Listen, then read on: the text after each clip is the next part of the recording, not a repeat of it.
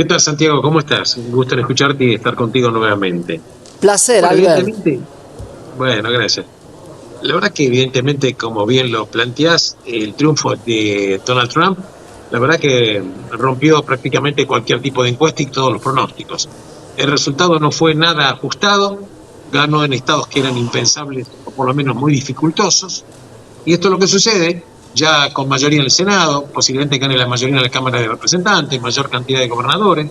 El Senado es muy importante porque es el que interviene finalmente en la designación de los jueces ante la Corte Suprema de Justicia de Estados Unidos de Norteamérica. Claro. No es un pequeño detalle. Pero de todas maneras, vamos a ver un poco el impacto que tiene en el mundo, en política exterior, eh, el triunfo de Donald Trump. Si bien es cierto que él se va a hacer cargo de la presidencia a partir del 20 de enero, está de todas maneras Biden en ejercicio, quizás más como un patorrengo que otra cosa, pero en definitiva, hasta el 20 de enero Biden es el presidente de Estados Unidos. Veamos un poco entonces los conflictos que va a abordar directamente el Donald Trump. Algunos de ellos ya hace un par de semanas lo hemos charlado contigo, Santiago. Él ya había dado algunas pistas. Hoy, por ejemplo, volvió a repetir, hoy, hace unas horas, diciéndole a Hamas en la franja de Gaza que si no devuelven a los secuestrados, cuando yo me haga cargo de la presidencia, van a saber la fuerza de Estados Unidos. Esto es una exigencia y una amenaza directa al grupo terrorista Hamas. Respecto de la postura que va a tener con Irán, bueno, él ya dijo hace 2 semanas atrás que cuando Irán seguía con estas amenazas y el ataque, lo que había que hacer era destruir las facilidades nucleares que Irán tiene en diferentes lugares establecidos.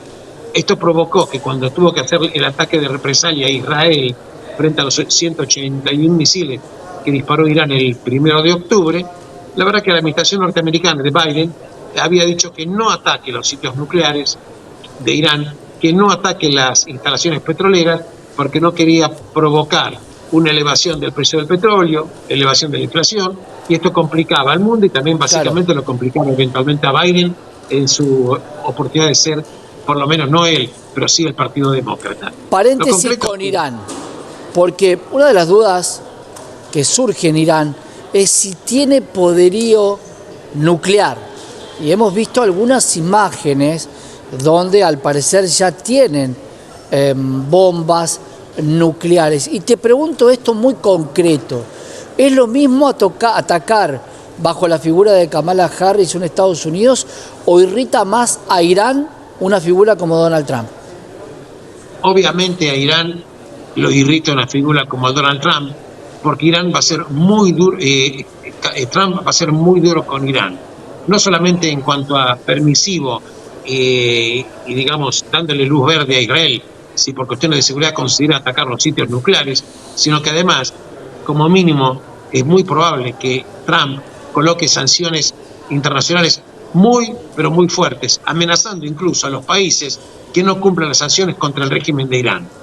Y cuando el mundo ve que eventualmente un líder fuerte como Trump se hace cargo de Estados Unidos, recordando que es el 25% del PBI del mundo, Estados Unidos es el 25% del PBI del mundo, la fuerza militar más poderosa del mundo, en consecuencia, esto no es poca cosa. La verdad que Irán, bajo el punto de vista, le convenía un partido demócrata que es bastante permisivo y bastante el buenismo, creo que por una cuestión de inocencia política, si me permitís el término.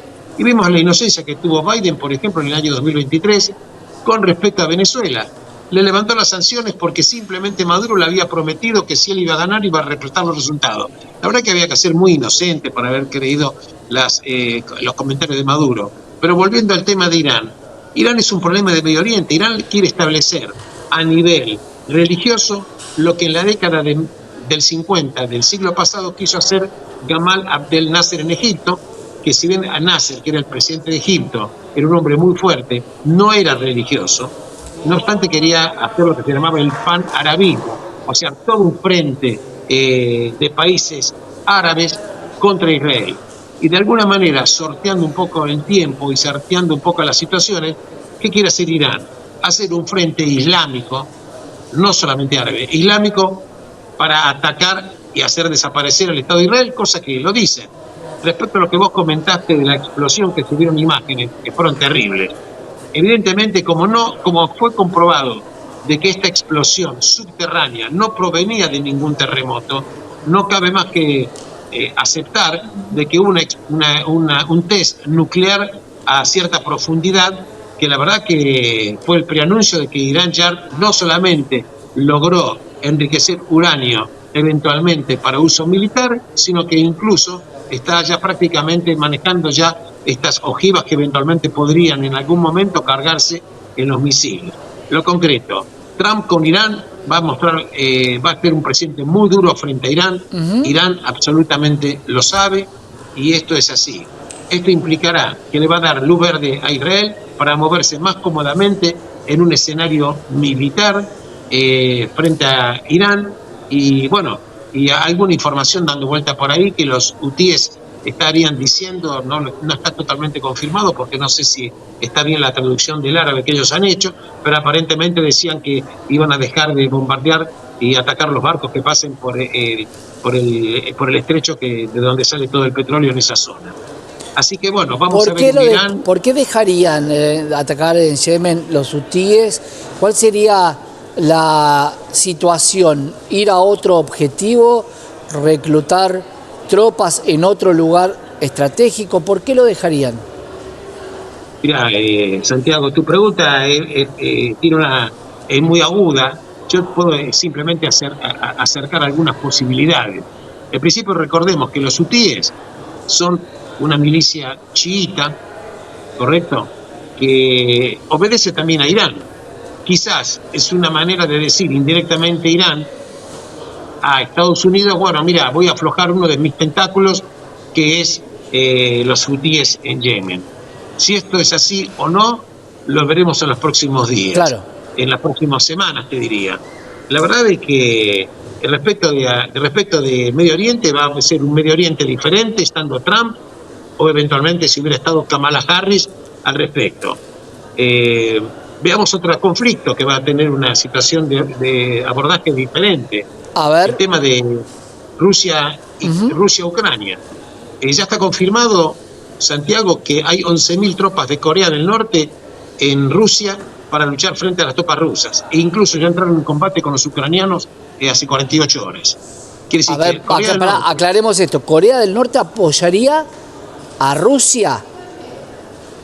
No solo que lo apoyaría, sino que ya lo está apoyando, le está proveyendo armamento, municiones, y ya envió confirmado entre 10 y 11.000 soldados para combatir al lado de Rusia. Ya hubo un enfrentamiento entre tropas norcoreanas en esta guerra con Ucrania. ¿Qué dijo en su momento Donald Trump? Que él iba a terminar la guerra de Rusia con Ucrania en forma rápida. Si esto lo va a lograr o no, no lo sabemos, pero por lo menos es una intención muy fuerte. Él tiene una comunicación muy fluida, Trump, con Vladimir Putin, y si es que va a haber una terminación del conflicto, es mi opinión personal, Santiago, lo hemos charlado contigo, sí, analizado claro, contigo varias veces, que esto le va a costar algún desangre a Ucrania. No creo de ninguna manera que Vladimir Putin, después de más de 2 años y medio de campaña contra Ucrania, acepte alegremente retirarse de todos los territorios que ocupó. Tal cual. La negociación va a tener, absolutamente. Ahora te pregunto, Albert, esto. Si Corea está ayudando a Rusia contra Ucrania y lo que se vienen son prohibición o suba de aranceles a productos chinos en los Estados Unidos, por ende hay un ataque comercial feroz hacia la China, ¿puede China cambiar el tablero y empezar una estrategia a ir contra Ucrania también?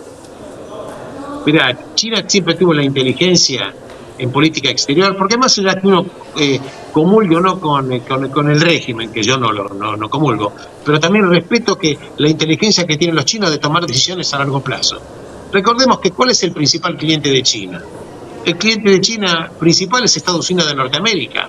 O sea que cualquier situación que disguste enormemente a Estados Unidos podría provocar que no solamente la elevación de aranceles, sino colocar, por ejemplo, como decían algunos analistas, ¿y qué pasaría si Estados Unidos colocara un arancel del 50% a todos los productos chinos? Y entonces China se quedaría sin un cliente fundamental. esto va a tener motivos de negociaciones. Evidentemente, el dueño de Corea del Norte, por supuesto que es China, porque Kim Jong-un, el actual presidente, obviamente, más allá de ser un personaje espantoso, un dictador y un asesino sanguinario, evidentemente está totalmente y fuertemente influenciado por China.